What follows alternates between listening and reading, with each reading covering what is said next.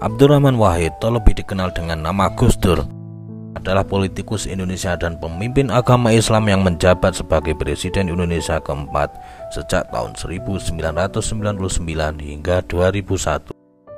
Selain sebagai pemimpin organisasi Nahdlatul Ulama, ia juga merupakan pendiri Partai Kebangkitan Bangsa. Ia adalah putra Menteri Agama Wahid Hasyim dan cucu dari pendiri Nahdlatul Ulama, Kiai Haji Hasyim Asy'ari. Selama pemerintahannya, Abdurrahman Wahid dikenal dengan kebijakannya yang tidak menentu dan pemikirannya yang visioner. Pengaruhnya terhadap reformasi Indonesia mencakup pembebasan pers yang lebih besar. Hal ini ditandai dengan pembubaran Kementerian Penerangan pada tahun 1999. Abdurrahman Wahid berperan penting dalam mencabut larangan perayaan Tahun Baru Imlek. Hingga tahun 1998, perayaan Tahun Baru Imlek oleh keluarga Tionghoa dibatasi secara khusus hanya di dalam rumah. Pembatasan ini dilakukan pemerintah Orde Baru melalui Instruksi Presiden Nomor 14 Tahun 1967 yang ditandatangani oleh Presiden Soeharto. Pada tanggal 17 Januari 2000, Presiden Abdurrahman Wahid mengeluarkan keputusan Presiden Nomor 6 Tahun 2000 yang membatalkan instruksi sebelumnya. Gus Dur juga menjadikan Konfusianisme sebagai agama resmi ke-6 di Indonesia pada tahun 2000 dan melindungi hak-hak minoritas di Indonesia.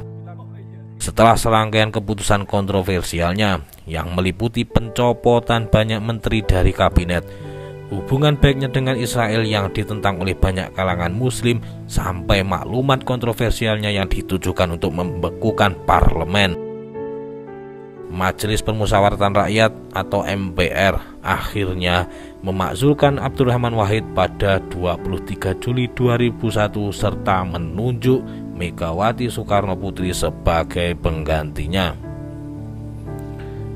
Abdurrahman Wahid dihormati secara luas sebagai seorang guru bangsa dan pembela hak asasi manusia terkemuka. Pemerintahannya dianggap membebaskan orang Tionghoa Indonesia dari penindasan yang mereka alami selama masa Orde Baru. Dan sejumlah tokoh Tionghoa memberikan gelar Bapak Tionghoa.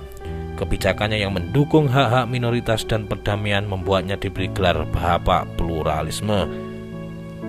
Peristiwa pemakzulannya sendiri kemudian dianggap sebagai tindakan melawan hukum, dan banyak yang menganggap bahwa pemakzulan itu seharusnya tidak sah.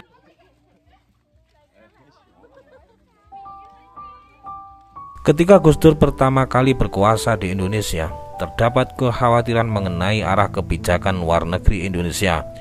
Namun kenyataannya, kebijakan luar negeri Gus Dur lebih ortodoks dibandingkan retorikanya sebelumnya. Indonesia berhasil mendapatkan jaminan dari dunia internasional akan keutuhan wilayahnya.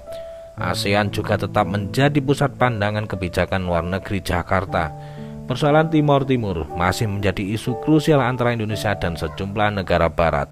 Amerika Serikat khususnya enggan mendorong Indonesia terlalu jauh karena diyakini bahwa kepresidenan Gus Dur adalah alternatif yang paling tidak diinginkan dalam kebijakan dalam dan luar negeri. Selama pemerintahannya, Gus Dur dikenal pemikirannya yang visioner dan kebijakannya menjadikan dirinya sebagai salah satu tokoh yang kontroversial pada masa itu. Pengaruhnya terhadap reformasi Indonesia mencakup pembebasan pers yang lebih besar. Hal ini ditandai dengan pembubaran Kementerian Penerangan pada tahun 1999. Ia cenderung membela hak-hak minoritas dan selalu mengambil keputusan yang dinilai tidak menentu. Pada masa pemerintahannya, orang Tionghoa diperbolehkan merayakan Imlek dan dianggap membebaskan orang Tionghoa dari penindasan yang telah mereka rasakan sejak lama. Karena itulah ia juga dinobatkan sebagai Bapak Tionghoa oleh beberapa tokoh Tionghoa. Sebagai seorang ulama, ia dihormati tidak hanya oleh pengikutnya, namun juga dari penganut agama lain, bahkan ateis. Foto dirinya melambaikan tangan kepada para pendukungnya di beranda Istana Merdeka pasca dimakzulkan adalah salah satu foto paling fenomenal sepanjang sejarah Indonesia. Karena pemikiran dan pemerintahannya yang mendukung hak-hak minoritas, ia diberikan gelar Bapak Pluralisme. Ucapannya yang terkenal, "Gitu aja kok repot," telah menjadi ikon dalam acara bincang-bincang politik di Indonesia. Ucapan tersebut menunjukkan betapa ia bisa dengan mudah menyelesaikan masalah meski keputusannya sempat memicu kemarahan orang lain. Pada Agustus 2021, Menko Polhukam Mahfud MD memberikan pernyataan terkait pemakzulan Gus Dur. Dalam pernyataan Mahfud yang disampaikan di saluran YouTube Nahdlatul Ulama, disebutkan bahwa pemakzulan Wahid adalah inkonstitusional dan merupakan tindakan melawan hukum. Mahfud MD menyatakan bahwa pemakzulan Gus Dur pada tahun 2001 tidak sesuai dengan ketetapan Majelis Permusyawaratan Rakyat nomor 3 tahun 1978 tentang kedudukan dan tata kerja badan tertinggi negara.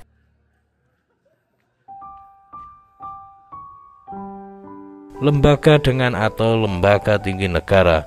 Mahfud juga mengutarakan pemakzulan Gus Dur melalui sidang khusus MPR mempunyai perkara yang berbeda antara nota 1, 2, dan 3. Pada tanggal 25 September 2024, MPR secara resmi mencabut ketetapan MPR nomor 2/MPR/2001 yang digunakan sebagai instrumen untuk mencabut jabatan Presiden Abdurrahman Wahid dan sekaligus memulihkan nama baiknya secara anumerta.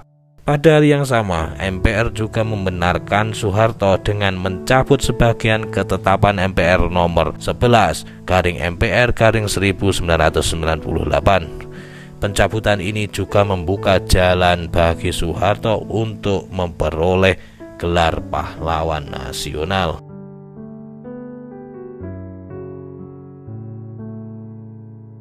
Pada akhir Desember 2009, meskipun kesehatannya buruk dan baru-baru ini mengunjungi rumah sakit, Gus Dur meminta untuk dibawa mengunjungi Rembang atau terletak di Jawa Tengah dan Jombang. Selama perjalanan, kesehatannya memburuk dan Gus Dur dirawat di rumah sakit di Jombang pada tanggal 24 Desember 2009. Ia dipindahkan ke Rumah Sakit Dr. Cipto Mangunkusumo di Jakarta Pusat keesokan harinya untuk menjalani cuci darah. Ia juga menjalani operasi gigi pada tanggal 28 Desember 2009 setelah mengeluh sakit gigi. Gus Dur meninggal dunia pada tanggal 30 Desember sekitar pukul 18.45 waktu setempat karena komplikasi gangguan ginjal, penyakit jantung, dan diabetes. Presiden Susilo Bambang Yudhoyono mengunjungi Gus Dur sesaat sebelum kematiannya.